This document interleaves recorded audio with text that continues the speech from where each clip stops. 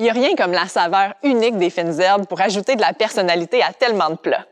Je m'appelle Julie Aubé, je suis nutritionniste, auteure, organisatrice des événements Prenez le champ et porte-parole de la 12e édition de la Semaine québécoise des marchés publics. Et aujourd'hui, je vous partage des trucs et des idées pour qu'on puisse profiter de la saveur des fines herbes d'ici à l'année. La 12e édition de la Semaine québécoise des marchés publics se déroule sous le thème « Mangeons local 12 mois par année ». Pour l'occasion, je vous réserve 12 capsules pour vous outiller et vous inspirer à faire provision de fruits et de légumes qu'on trouve en ce moment dans nos marchés publics.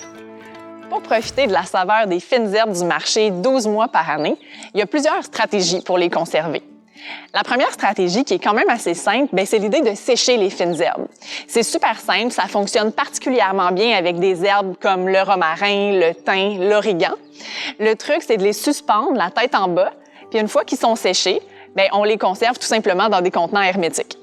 Une autre façon de conserver les fines herbes que j'aime beaucoup, c'est les réduire au mélangeur en sauce ou en purée de fines herbes. C'est une super façon de faire parce que ça se congèle vraiment bien sous cette forme-là. Un exemple qui est très connu, c'est le pesto. Le pesto qui est normalement fait à base de basilic, la recette classique. Mais saviez-vous qu'on peut en fait se faire des pestos avec à peu près n'importe quelle fines herbes? Moi, l'été, j'adore préparer des pestos avec de la menthe fraîche. C'est super bon avec l'agneau.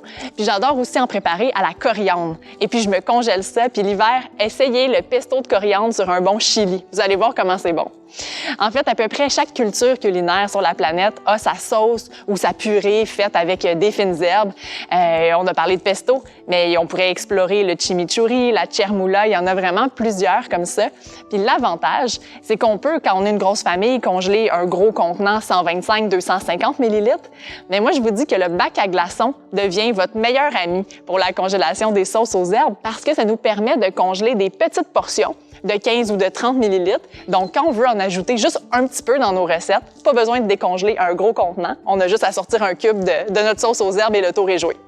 La question du jour à répondre dans les commentaires pour courir la chance de gagner un exemplaire de mon livre « Manger local » est la suivante. Nommez-nous une variété de fines herbes que vous connaissiez moins et que vous avez découvert dans un marché public. À demain pour une autre capsule.